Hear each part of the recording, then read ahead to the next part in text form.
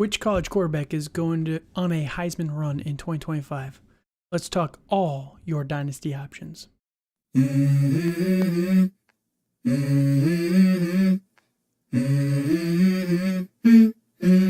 go. Hey guys, welcome into another episode of Dynasty After Dark. We're your hosts Calvin Timms and Dale Terry, and we're back with another summer scouting, changing up the naming a little bit. Hopefully, gets more people interested in it, but we'll find out. But either way, we're going to be going over the quarterbacks in 2025, and maybe I'm just a contrarian, Dale, because I actually like this quarterback class a decent amount next year. I think there's some sneaky potential there. Now, there's no superstars like a Caleb Williams or a supposedly Trevor Lawrence or one of these type of guys, but I do think that there's a lot of potential and some guys we're going to talk about here today that I think can make a big impact for Dynasty that people are kind of overlooking just a little bit, and they're going to make a little bit of a splash run here in 2025. But before we do that, Dale, how are we doing today? Hey, I'm doing great. Yeah, just living the dream on this Wednesday night, man. Yeah. It's already Wednesday. Like the week's flowing by. It's already the middle of July. Training camps are gonna be starting here soon. Rookies started this week. There are a few of them out there. Yes. So we had Caleb Williams sign. I think yesterday or the day before. Yep, Roma Dunze. Things are trending up. I love college football, so I'm getting all ramped up for it. Like with it's called week 0, Calvin. So like, be aware if people start week or saying week 0, it's like it's not preseason or anything like that, man. But it's these games that are like out of the country, stuff like that. Yep. That they're playing all everywhere. So I'm getting excited about that. And excited about some of these quarterbacks that we're going to talk about. Others not as, but. Fair enough. Now, that said, before we get into the video today, if you can, please subscribe to our YouTube channel. We're trying to grow that this offseason. You can find video content of us on YouTube or Rumble if you are a Rumble user. Not too many of those guys out there, but they do exist. So if you have any comments that are on Rumble, go ahead and hit us up over there. If you're a new viewer, thank you guys for checking out this video. We're going to be putting out all kinds of content, and you're probably thinking about this like, oh, why does this matter for Dynasty or fantasy football? Like, I don't really care about 2025. It matters quite a bit when you're trading your first round pick in 2025. What is that going to be worth? And that's why we're kind of comprehensively going through all the positions and talking about them and giving what we think it is worth right now. And, we've gone through the running backs, we've gone through the receivers, and I think so far we have about 5 running backs. It's a very good running back class next year. Maybe 4 or 5 running backs that we have a first round grade on, about 3 to 4 wide receivers that we have a first round grade on. So we'll see today with the quarterbacks who we'd be willing to give a future first for in a year's time, basically, who we think are going to be worth a first round pick, and if we're excited about that or not. So it is very valuable for fantasy football as well. So just keep that in mind. And that said, thank you guys for checking out the video. We appreciate it. And if you want to follow us over on Twitter, hit me up at TDC_Calvin, at Dynasty_Dale, or at FF After Dark. If you like that we've been doing more of the live content, let us know. It's completely different. We don't edit the podcast ever for what we put out there. What we record is typically what we get. But when you are live, there is a little bit more pressure that I don't know what it is. It's just a mental thing, but there's that extra little pressure aspect to it. So if you guys like this, hit us up and make sure you guys are commenting in the chat so that we can answer any of your questions live at the end of the podcast. But yeah, it's been a good time, and I like kind of doing this live format a little bit more. So hopefully you guys enjoy it as well. That said, now let's jump over to the quarterbacks for 2025, and we're going to start again. We've been using NFLDraftBuzz.com, their positional rankings, and just for context, this is not our rankings yet. We have not done I don't know enough about these guys as a holistic class to give a fair ranking for these guys. So we're just using their rankings to kind of. And it's Go ahead. And with that too, I don't think it's fair right now. I mean, we can say how we feel about these guys preseason, but really, in the college football season, there's a lot of ebbs and flows, Yep. like the NFL, obviously, it's the players and teams that we think are going to do well, in September, October, don't do as well in November, and some of these guys fall off, Yeah. well, like for instance, like well, like in my opinion, like the Drake Mays of the world, how people feel about him, I don't know. It's hard for me to say that he with fell their off when he was season, still a top three pick. it's I don't disagree with that, but I think a lot of people had him as, had him pegged as the number 2 guy. It's for Sure. sure. Obviously third overall pick.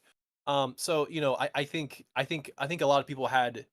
I feel more people had him and Caleb Williams kind of pseudo tied in Hmm. some aspects. And Yeah. and for Caleb Williams, like he kind of came back to earth a little. So, I think it's important to at least be aware of some of these guys that we're going to talk about, but don't really take a lot of these rankings seriously quite yet until we get to December.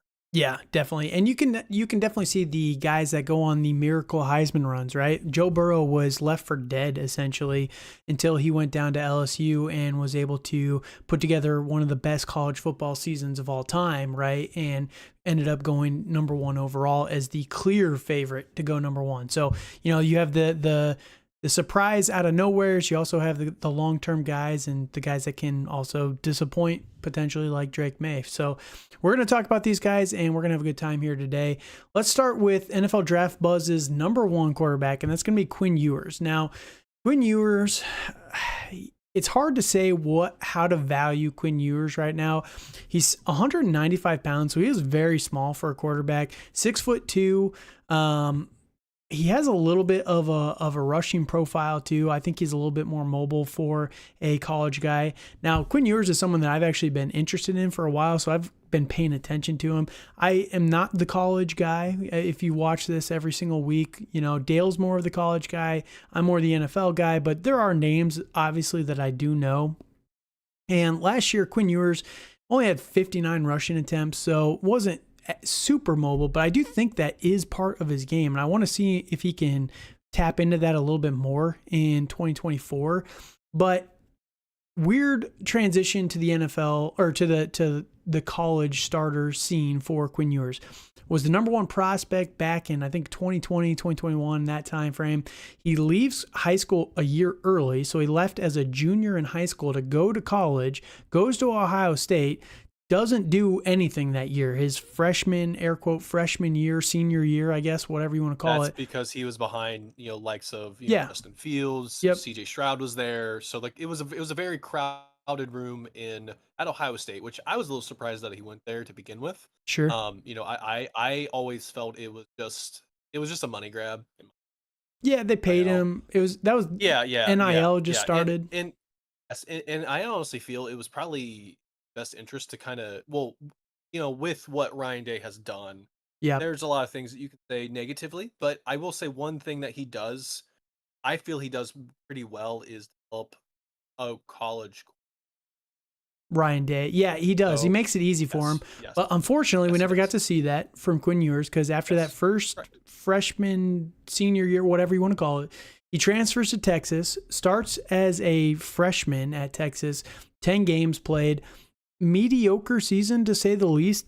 He got banged up in that season as well. And that's kind of been a recurring theme with Quinn Ewers so far is because of his slight frame, he takes a little bit more of a beating, and it's not been the best for him in terms of his production. But 2022, mediocre season, 190 or 172 completions for 2,100 yards. Pretty bad.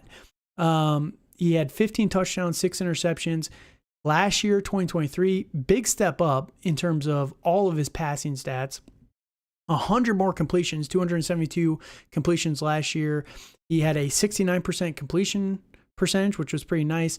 3,500 yards and 22 touchdowns, 6 interceptions. So much better year 2023.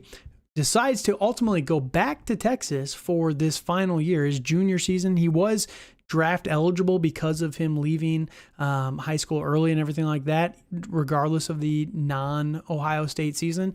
But he goes back to Texas, which was an interesting decision because Arch Manning is there as well, and everybody wants to see Arch Manning play. Now he has to wait another year, and if Quinn Ewers gets injured or, struggles at all, he's going to get benched. So it's potentially a career-threatening move as much as a career-defining move. It is super risky, but it can pay off extremely well for Quinn Ewers. I still like the talent of him. I still see it all. He has some of the best arm angles in this class. Like, he is a very good thrower of the ball, but that durability, man, is terrifying. And sometimes his decision-making is a little bit questionable as well. So as a college guy, what do you see more of in Quinn Ewers? Well, I like Quinn Ewers. I mean, obviously, I watched a lot of Big Ten and Ohio State. I didn't really he was barely on the field. I've been watching some Texas stuff.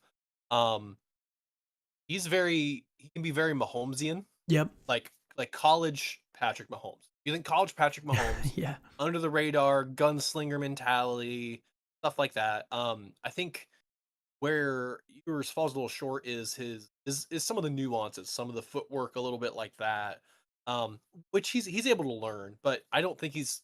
I think he's he's so talented where he hasn't had to do a lot of that, in Right. my opinion, and that can get a little tricky. I think it was in his best interest to not come into this draft, this last draft with Caleb Williams, Daniels, uh, and Drake May, because I kind of view him as, I like him more than Daniels, as a quarterback wise. Fantasy is a whole different thing, but Right. he would be my 3 or 4, coming out, where in this instance, I mean, pre any of the pre season, I guess you could say, he's my number one guy. Like, he's the guy Okay. that I really want, Sure. of these guys. So Yeah, he's definitely up there for me. I love him. Like you said, I think the talent is definitely there. We just need to see a full season from him. If he can build off of what he did last year, I think it's entirely in his realm of possibilities. And he's and sorry, yeah, and I think it's gonna be good to see him against. I mean, I'm not saying that the Big 12 was the worst competition he could have played, but he's right. gonna play some legit defenses. He's gonna play like Georgia, Alabama. Oh, right, because LSU, Texas is USC or SEC, right? Is an SEC, Yeah. baby. Okay. And speaking of that, if you guys are college fans, they are not gonna penalize the horns down. I'm not gonna do that because, we may have some Texas fans here, but yeah. So, well, and also, Texas is gonna play Michigan this year, which that's gonna be a test, for years as well. So I think we're gonna get a lot of information this year, a lot more information on you, and this Texas team that's supposed to be legit. So I'm really excited to see what he does, and hmm again, like preseason, he's my top quarterback right now. I think he has all of the skills to be a high end quarterback. Sure. Let's just see if he's able to put it all out there this year. Because if he does, he's going to be the number one quarterback off the. Yeah, I agree. He's definitely up there for me as well. All right, number 2 here on their list is another guy that I like quite a bit. I might be higher than most on him. I don't know, but Carson Beck, 220 pounds, 6'4", more of the traditional kind of size of the quarterback, plays for Georgia. Didn't do much. He's a little bit older because of Stetson Bennett. That was the starter for multiple seasons there in Georgia. Finally goes to the NFL in 2022. They had the dominant defense, the NFL or the college championship roster essentially for a couple seasons there. So they weren't going to turn the entire offense and everything over to Carson Beck at the time, with Stetson Bennett basically doing everything that they wanted him to do with this offense. But I do think that Carson Beck is being overlooked a little bit based on what he did last year.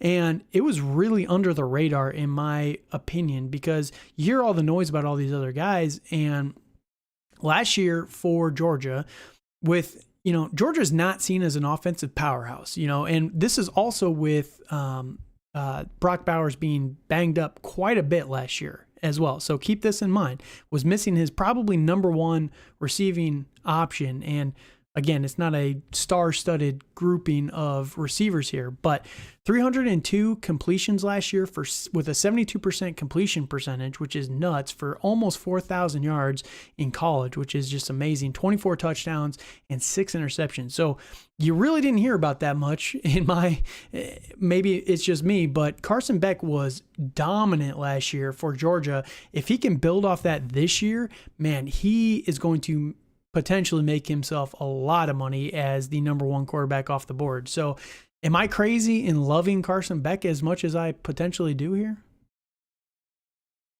Yes. Okay. I will say that Georgia is a superior team, superior offensive line, running backs, superior tight end last year. Sure. Even though Bowers was hurt, he's a good quarterback. Not saying that. It's when he needs to be there, he's there. The only thing, he is not an improviser at all. He's not very good on the deep ball. If there's anything where he has to scramble out, he's not as accurate. That's just not his game. His game is more timing.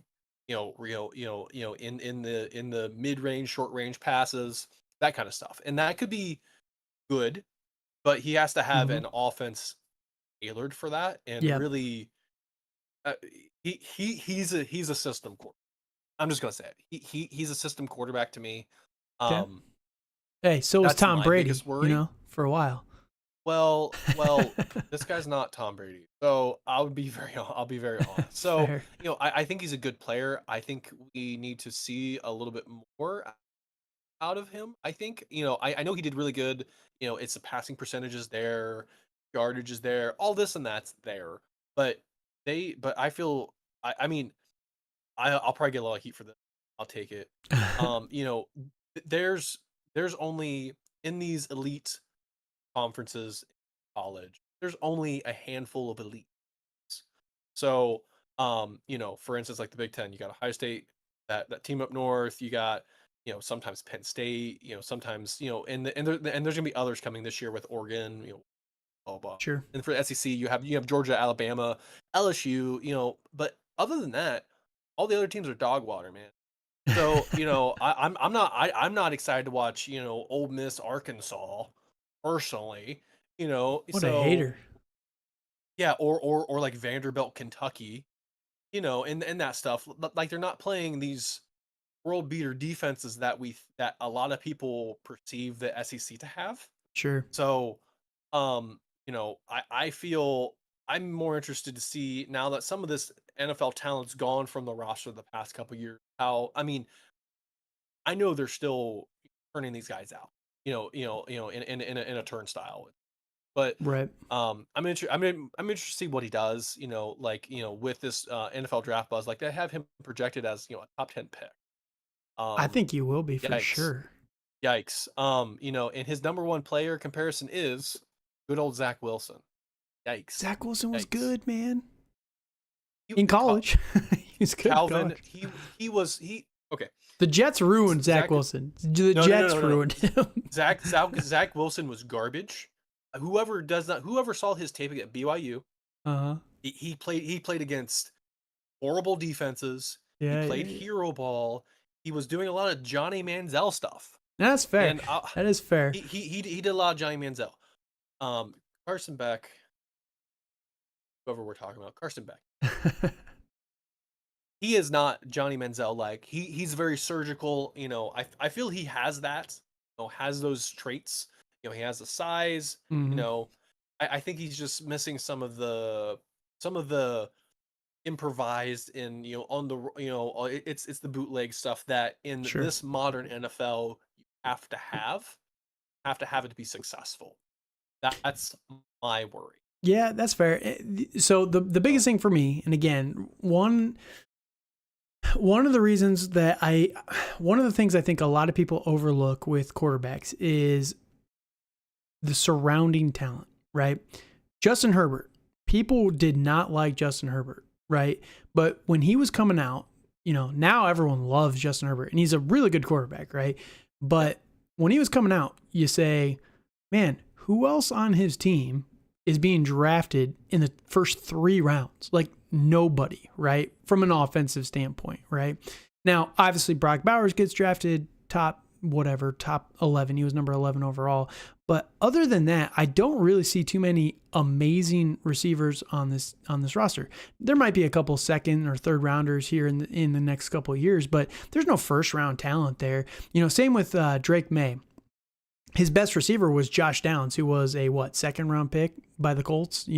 Like I do think that if you're able to create a little bit more with lower valued talent when they come out to the NFL, I do think it says a little bit more about what these players are able to do. So, you get these guys. I will combat that with that. I don't feel it necessarily matters. Who knows? There's no way to quantify. Right? I don't necessarily feel that them because first round talent's rare.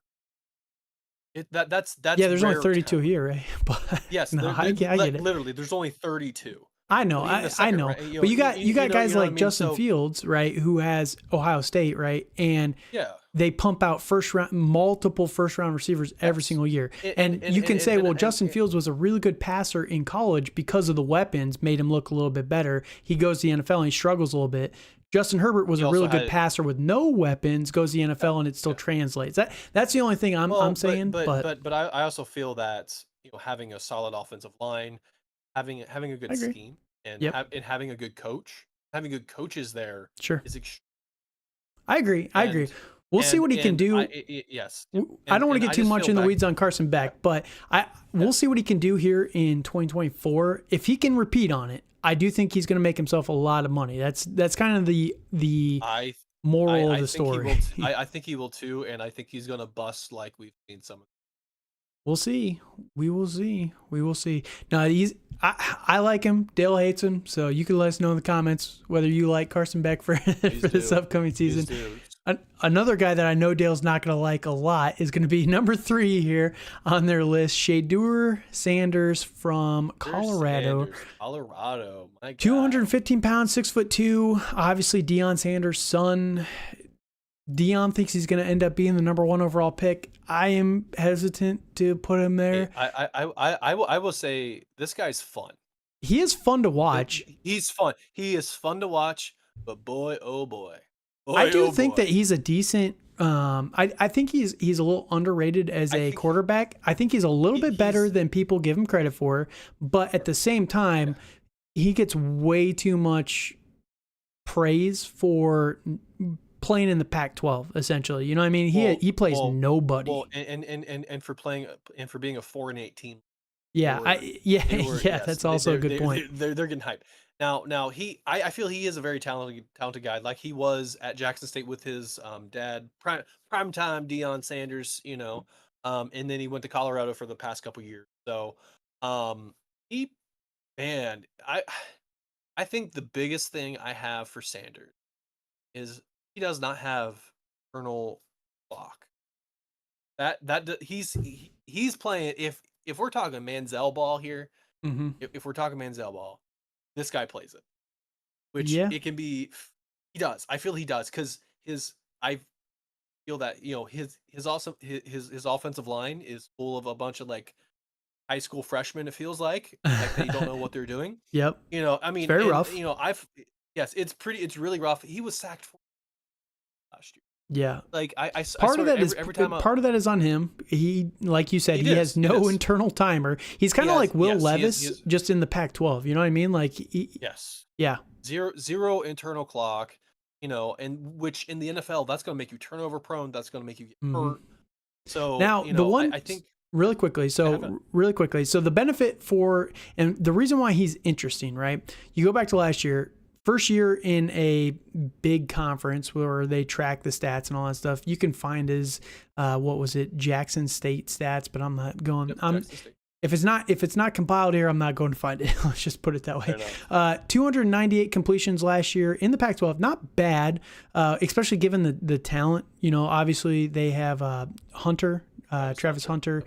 playing both ways there, and he missed a couple of games as well, but 3,200 yards passing, 27 touchdowns, and only 3 interceptions. So very conservative on that end of the ball, which is why I think he's a little bit better of a passer than people are giving him credit for. You know, you think about Shedeur Sanders, right or wrong, I'm not putting a judgment on it, whatever, but you look at him and you kind of say, he's more of a Lamar Jackson type, right? He's more of a mobile threat. And he's not. He does like to play Mahomesian or Mazzellian, right? And that's one of his strengths, yes. is that he's a really good improviser. He's always looking downfield, yep.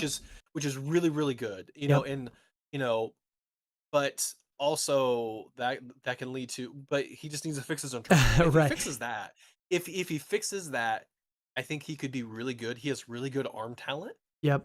You know, he has fantastic arm talent.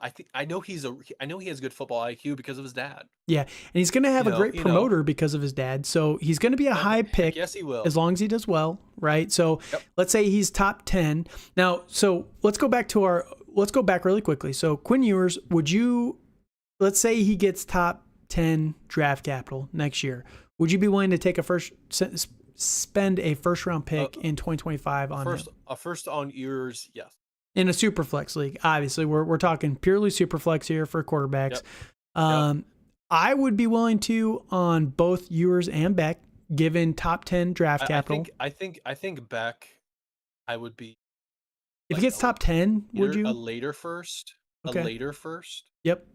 Like a mid to late. I would rather have Sanders than Carson. That's fair. From a fantasy perspective, I can see that. We'll see where the landing spot kind of goes. I would also be willing agreed to send a first on Shedeur, given a good landing spot. You know, if he goes to, you know, let's say he goes to, I don't know, the Giants, for example. Tennessee, man. I think the Giants would be fun. Oh God, him in New York with Dion, that'd be a nightmare from a management standpoint, but he would love it. Dion would love it from a promotional standpoint. They would love it. So, by the way, I did want to just point out really quickly how stupid I talk about this every time, but it's so dumb to me how college rushing for quarterbacks is tracked. He had 111 rushing attempts last year for negative 77 yards because of all the sacks. Like, can we please take sacks out of rushing yards? It's the dumbest thing ever. Like, I don't know. Calvin, college football is the only pure thing I have left in my life. So dumb, dude. It's so stupid. Come on, man. Oh my God. It's so stupid. Like, negative 77 yards, ran backwards 111 times. Calvin, to me, that makes more sense than taking out of your passing yards because you're not passing for it. You're rushing them. It shouldn't count for either one. That's sack yards should be their own thing. Just make them their own category. Well, fair. But, all right, let's keep moving here. We're gonna go with number 4 here. I know you do not like this guy at all. Jalen Milroe with Alabama, 6'2", 220 pounds. Now, he is definitely more of a Lamar Jackson rushing type, Anthony Richardson type, I guess. Very much looks Malik to Willis, run first. What was that? I said Malik Willis. Malik Willis. There was a name and I was trying to find it. That is the name. That is exactly right. It's Malik Willis. Yeah, I do not like Jalen Milroe that much either, based on everything that we've seen. But I'll let you kind of break him down here. Why you hate him so much? Other than just Alabama. Hey, he's a very good athlete. I'll start there. Sure. He's a very good athlete. I feel he's a very good leader. You know, I have been for the demise of Nick Saban since he left for Miami. It's Miami Dolphins back in 2006 or something like that. So I am here for anything bad to happen to Nick Saban led team. But I will say Milroe has all the skills to be a really good quarterback. He has that athleticism. He has a huge arm. Does he have? Is he a good passer? Though? That's the question. I don't know. I don't know if the nuances, the football IQ is all there. Right. So you know, it's with his decision making. stuff like that. That's where I think He's he more struggles a leadership. little bit is the decision making. But, you look at his stats. Now, let's just take last year because that's where he actually played the most at quarterback. 13 games started, 187 completions for about 2,800 yards. Not terrible there. 23 touchdowns, 6 interceptions. Decent stats on paper. Not amazing, not terrible from the quarterback side. But again, how stupid rushing stats are scored. 161 rushing attempts last year for 531 yards. He actually had positive yardage so far, which is good for him. But, you actually take out his sacks and everything like that. That's probably closer about 700, 800 yards, which is very good for a very good college quarterback. So yeah. I like him for fantasy. Would you? I don't know what to no think way. about him. He's like Malik Willis. He's a talented athlete. Yep. Talented athlete. I know he can do the things that you need him to do while at Alabama. I don't feel that translates to the NFL because he just doesn't have the nuances to be an NFL quarterback. A good rushing style college quarterback, yes. Yep. Fantastic. Yep. That's all. I mean, I'm not. I maybe a end second for him. Third, I'm out on Jalen. I've seen enough people I've seen enough um players like this, Yep. like this, like him. I would say, to know that I I think he's, again, good athlete. I'm sure he's a great kid. All this and that. I don't like bashing people. But um, he has a lot to work on to be a lot, and it's not going to take 1 year. It's going to take many, many. All right, fair enough. We'll see where he ultimately goes, but a name to keep in mind for next year. It's going to be very interesting to see because Nick Saban is no longer with Alabama, so it's a whole new regime there. How is the transition going to go?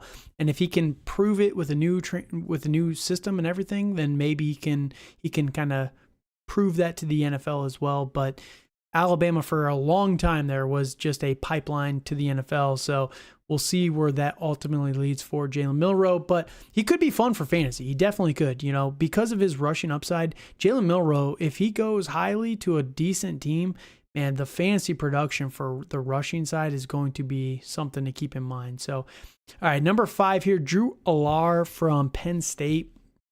6'5", 243 pounds, big boy. I don't really like him that much personally. I think he's a little bit overrated on this list, and this is where maybe the drop off. There's a couple of names. We're not going to go purely 1 through 7, 8 here in terms of the quarterbacks here. There's a couple guys that I want to talk about that are a little bit further down here, but we're talking through the top 5 here, at least giving it respect in that way. But Drew Alar is somebody that I'm not impressed with on paper, watching highlights, anything like that. It's just he's like a Kenny Pickett type of player to me, and I'm not thrilled with it. 233 completions last year with a 60% completion rate. Not amazing there in terms of that. 2,600 yards, 25-2, very good with the ball security there. A little bit of rushing, 74 for 206. Again, what is that actual number? Maybe fairly good from he's a good all-around athlete, but is there anything that I'm missing? You watch him more than I do, probably. I'll start off with this. When he played Ohio State last year, so have you seen the meme of the Oklahoma State quarterback, his hand shaking pre-snap? Yes, I actually have seen that. I'm sure you have. That was Drew Alar versus Ohio State and Michigan. Terrified. He was horrible. I mean, he was horrible. I'm not saying I could have done any better because I know I could not have, but he was pretty bad in all the big games. He did not play very well. Penn State as a whole offensively played horrid. Yep. Horrid. It was almost Iowa level of ineptness on the offensive. So he does have a big arm. I didn't get to see it at all against when he played Ohio State because his offensive line couldn't do anything. He had trouble escaping the pocket. I don't feel I feel he's more of a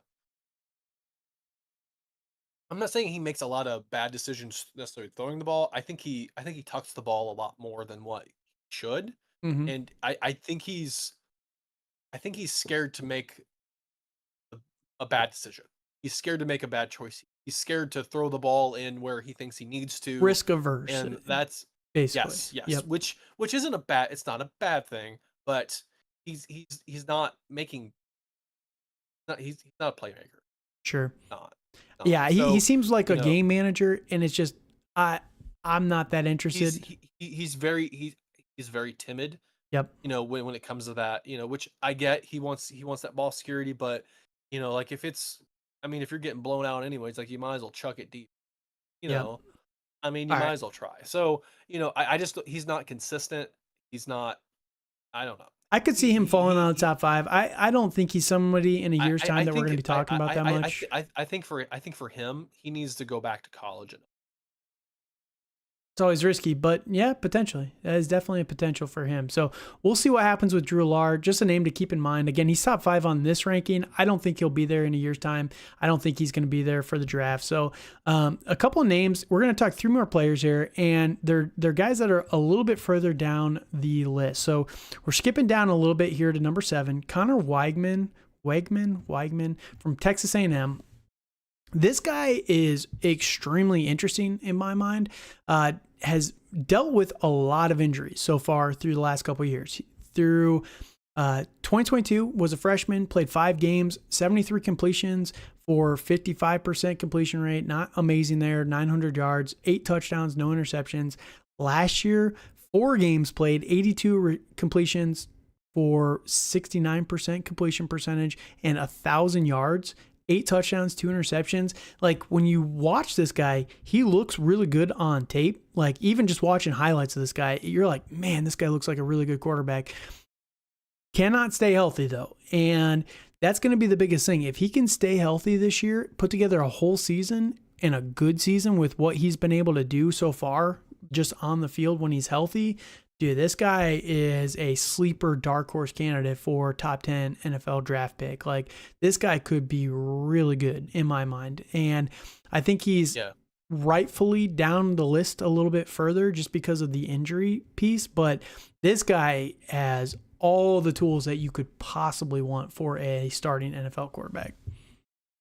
Yeah, no, I definitely agree with that. But like he was the coveted piece of Jimbo Fisher's, fantastic. I think it was the number 1 recruiting class back in 2012 where he signed Yeah. like a bunch of 5-star athletes. And then they crapped the bed pretty. It's the past couple years. So that's why offensive line is extremely important. Right. So that's another. But yes, no, I agree. Like he needs to stay healthy. If he stays healthy, like like he has the arm talent. Yes. He has NFL IQ. He makes good He has decisions the high. too. Like that's the Yes, biggest thing. he has the high end trait. So Yes. I think his biggest thing is just getting on the field, getting those reps. Just getting a feel for everything, and then those small things like the footwork.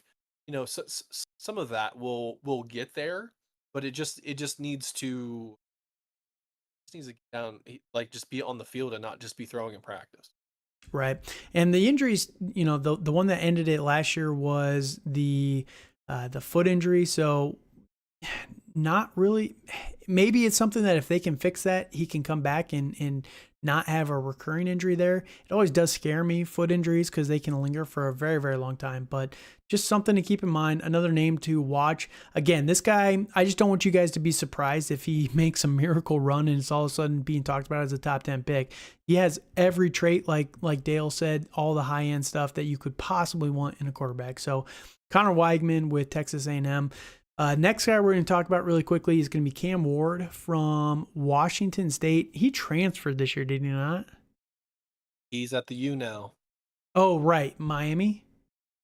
Yep. Yep. Okay. So he went from Washington State to Miami. It's going to be interesting to see how that does. But, man, this guy has a lot of fun stats. He is a senior. I don't know where. He played in a small school in 2021. It was it was at the Incarnate Word. It was Yes, a that's it was right. a FBS school. So Yep. yeah, he went there. He went to Washington State afterwards, Yep. where he kind of shined. Well, Oh man. he did shine. He had, He was so great. through 2 years at Washington State, 643 completions for 7,000 passing yards. Now we've been talking about like Drew Alar, right? Who is a top 5 guy. He had about 250 completions for 2,800 yards. Not exciting whatsoever. And this guy is almost 2.5 times, right? So I like Cam Ward quite a bit. 48 touchdowns in those 2 years with 16 interceptions. He's a little bit more of a risk taker in terms of where he decides to throw the ball. But man, this guy is fun. And I was hoping he would come out last year. I thought he was a kind of a dark horse candidate last year, but ultimately decides to go back, get one more year of good tape on him going into the NFL. And again, this guy, he's rated number 9 on NFL Draft Buzz, but dude, he is someone that I could see as a top 3 guy. Like, if you told me he's top 3, I would not be shocked. I feel he's a poor man Shador Sanders. Yeah, I don't know. I think he's a poor man's Michael Penix. A poor man's who? Sorry, Michael Penix. hey, well, it's because he's a lefty, probably why. Exactly. But I do feel this guy is a good decision maker. He's got a strong arm. It's gonna be interesting how he transitions from, I feel more pass friendly Washington State to probably a more run heavy Miami at the ACC level. I don't really think the talent he's gonna face is necessarily any different than a Pac-12. Sure. So I think my big thing, he has some of the intangibles. He doesn't have great arm strength. He does not possess a super good internal clock, which could lead to a lot of sacks that he doesn't need to take. So Sure. and he does some of the Mahomesian, or not Mahomes, the Manzielian things where Making that a term. he's not all. Yes, I'm gonna make it a term now. I guess. Sure. Like I need to talk to Webster's dictionary. But he can be good on the run, but sometimes those lead the turnover. So I think kind of buyer beware on it a little bit. Sure. I get what you're saying. He's agile, elusive. He has these traits, but he's also let's see, how old is he? He'll be 23 by the time around the draft next. So Yeah. I'm not too worried about that again, but I know, and I'm not super worried about that either. But he's jumping around to a lot of different schools. Like he didn't come out last year, but also last year was a pretty strong high end right. quarterback class. So right. He definitely has a chance to so, cement himself as a top 5 quarterback in this class for sure. I don't disagree because this class is on paper it's weak, right? Yeah, it's weaker. Yeah, pretty mid. I like these guys. I think that they could be fun for the NFL. Now, obviously, I like Ewers. I like Ewers and Sanders. That's about it. Okay, I'm not big on any of these. Dude, other I guys. like these guys a lot more. I think that they have potential, but I'm a sicko, so it is what it is. But all right, let's talk about the last guy here, and we're going to talk about Jackson Dart with he's with Ole Miss, right? Ole Miss. Yeah. Ole Miss. So 6'2", 220 pounds, traditional size there. He's a little bit older. He's going to be a senior this year. He played at USC for 1 year. Decent, I guess, not terrible stats for 6 games played. 117 completions for 62% completion percentage for 1,300 yards, 9-5. The one problem with him, now he goes to Ole Miss, 459 completions over those last 2 years. He has 6,300 yards. Again, I like to see at least 3,000 passing yards a year from my quarterbacks for me to be excited for them going to the NFL. 43-16 at Ole Miss, which is very good. Not great at USC, those 6 games, 9-5 interception or touchdown interception ratio. He's mobile, he gets out there and runs quite a bit. He has quite a few rushing attempts of the last couple of years. So you like to see that. Last year he did also have 8 rushing touchdowns, so he was not afraid to run it in. I think that there's some potential there personally, but What are your thoughts on Jackson Dart and what he can do at Ole Miss? He's fun. I like Jackson Dart. Sure. I think he kind of reminds me a little bit of like I love Ohio State quarterbacks. Like he reminds me of kind of GT Barrett. Like I feel he's a good leader. He can, he likes to run the ball. Okay. He's a very talented runner. A sneaky good thrower of the ball. I don't think he does anything like that's great and like world shattering by any means, but like he does have a good decent arm strength.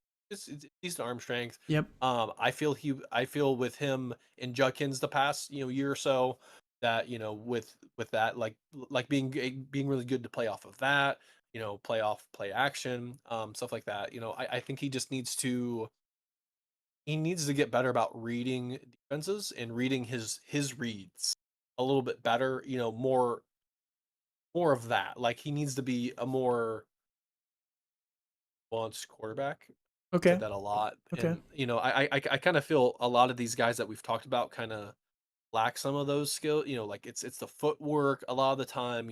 It's being able to read. Well, it's not necessarily read the defense, but like when you're going through you're going through your progression, stuff Right. like that. So, I think my worry for the NFL is that he's going to be a more active runner than a thrower, Yeah, which kind of a run first type of guy, which yes, you got yes, to tame those which feet. isn't No happy feet here. yes, yes, yes, yes, which isn't a bad thing. So, but I feel that when he does throw the ball, it's pretty sound, like he does have those things. He just needs to get a little bit better at it. I still think he's going to be. He's probably, I mean, projected as a third round draft pick. I think he's going to be lucky to be a day two pick. All right, fair enough. Because of his skill set. I feel it can fit well, but I don't think he has the high end talent of Ewers and Sanders, and I know you're in love with Carson Beck. Mm. Um, so I don't feel he has those. Like he's good, but I don't think he's like elite. Sure. Yeah, that's fair. That is definitely fair. So those are the names that I wanted to kind of bring up here. There's others obviously, and not all these guys are going to end up going to the NFL. Some of them are going to go back. Like I would not be shocked if Shador Sanders doesn't go back for one more year in college with Dion. I would be shocked if he. I would be shocked if he. Really? We'll see. I mean, I don't know 2026 well enough, I guess. Part of me feel a part of the sicko NFL mind that my mind goes to is that like Sanders is going to dip like he's going to dip from Colorado, and then he's going to go to the franchise that drafts Sanders because they're going to fire their coach. Yeah, maybe. So that's just my like your big your brain galaxy brain. big brain theory that has no standing or anything like that. But Conspiracy theory here. All right. Conspiracy time. Conspiracy time. No, so other than fantasy wise, future first, what's it worth, right? Shador Sanders, Quinn Ewers, you said Carson Beck, depending on landing spot, obviously, and Yep. if he can continue on what he did last year, you'd be willing to spend a first on those three. Is that it? Okay. yeah, Jalen that's about Milrow it. is a wild card.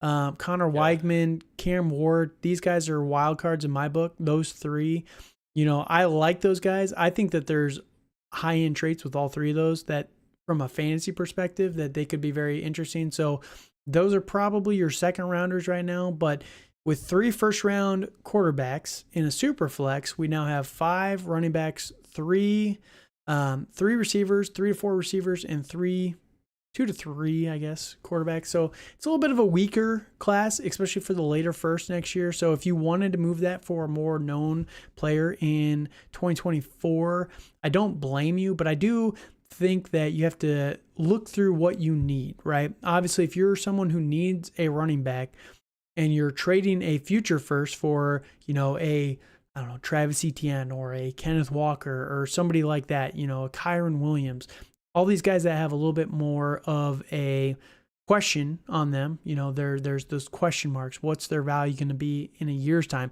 What's their value going to be this year, right? Like, we have no idea what Kenneth Walker is going to do. I like the player, but is Zach Charbonnet with the new coaching staff, is he going to ultimately take over here and it's going to be more of a 50-50 split? Like, we have no idea. Is Kenneth Walker going to stay the alpha there in that backfield?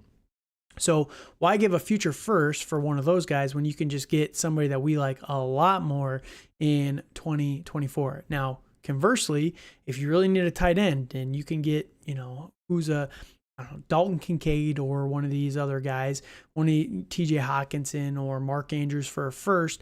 It's not a great tight end class next year. You obviously have to wait typically for tight ends anyway. Same with quarterback. It's not an amazing quarterback class. So if you can go and get like, how many of these guys would you take over JJ McCarthy, for example? That's a fun experience. Let's see. I would take Quinn Sanders. And this is assuming they get top 10 draft capital, like just like JJ. I would be edging maybe Carson back, but I kind of view JJ McCarthy and Carson back. I'd rather have Beck personally, but I think Beck's a better quarterback. I would say all those three, then everyone else. Okay, so I would probably rather have. So basically, you know, and I like Bo Nix quite a bit more than everybody else. Michael Penix, I like him a lot. You just got to wait on him, right? So those three quarterbacks, they're roughly worth a, you know, mid first round pick right now. So if you can get JJ, like if it's close between them, right, and you can send that future first that could be Quinn Ewers for JJ McCarthy, you're not really losing out there. So think through your roster and what you need on your team. You need a receiver, go and grab like a Jackson Smith-Njigba and hope that works out over just waiting for next year's rookie class. So yeah, I do think that it all depends on what you need and how high the pick is, really. If it's a top 5 pick, I think it's pretty good. You're getting quite a few good players up there, especially at the running back position. There's those superstars there. And obviously these quarterbacks are going to be interesting as well. So I like it. I actually don't think that next year's class is too bad. It's a little thin in my opinion. Like I think the second round's going to hurt a little bit, but you feel the same way? I'm not in love with this quarterback class right yet. I know we get enamored by quarterbacks every year. Sure. And personally, I find it, there's only so many starting quarterback positions in the NFL, and not all these guys are going to fill those roles. And right. I think, you know, at most 3 guys are going to fill that role this coming year, you know, and being a starting quarterback. So, I'm not in at that. I don't think it's going to be super good. So, you know, I'm not super in love with this class. You know, I like Ewers. I do like Sanders a little bit. I mean, he's kind of a tier below Ewers. So, but I'm not super enamored with these rookies. Yeah, all the rookies. So, all right. Well, there's our future first. We didn't really touch on tight ends, but the reason being is there's really not any that are interesting. There's only one that's even projected to be a first round pick, and it's the Michigan tight end. What's his name? Yeah, Colston Loveland. I don't really want to talk about it. We'll talk about tight ends next year and when it gets to the rookie time. So when we're prepping for the draft, we'll talk about these guys a little bit more. Love to hear that. I mean, if anyone cares, there's an Iowa tight end. Oh baby, there's always an Iowa tight end. There is. It's tight end dude. Leachy. Yeah, it is Luke Leachy. So just have that name. Yep, he's going to be a first round pick next year. Just be ready. I'm guessing like a second or third, and then he's just gonna like. No, I meant fantasy pick. He's just gonna work his way up there. Fantasy. Oh yes. Late Agreed. first. Agreed. Yep. So. Agreed. All right. Well, let us know your guys' thoughts on this quarterback class. Is there anybody that we're missing that you're excited about? Comment down below. Obviously, if you're watching this live, thank you guys so much. We got quite a few viewers, but nobody really commented. So if you guys are watching this live, make sure you guys are commenting with questions. Just helps us out. We want to hear from you guys. So that said, if you're watching the replay, hit us up in the comments down below, and we appreciate you guys. So that said, thank you guys so much for listening, and until next time, we'll be back Friday at the same time, around 9:30 on Friday, going live. I'm gonna have no kids on Friday; they're having a sleepover, so we'll be back with a fantasy recap on Friday, and it's gonna be a good time. We're gonna be getting into a lot of the training camp rumors, I think, from all these rookies. First one, Xavier Worthy's struggling. Go figure. But we're gonna get into all that. And he's having hammy trouble. Yeah, poor guy. All right, we're going to get into that on Friday. Until next time, thank you guys so much for joining us, and have a great night. And we all got dreams, we all want things, but what you gonna do for it? How you gonna move for it? What you gonna be?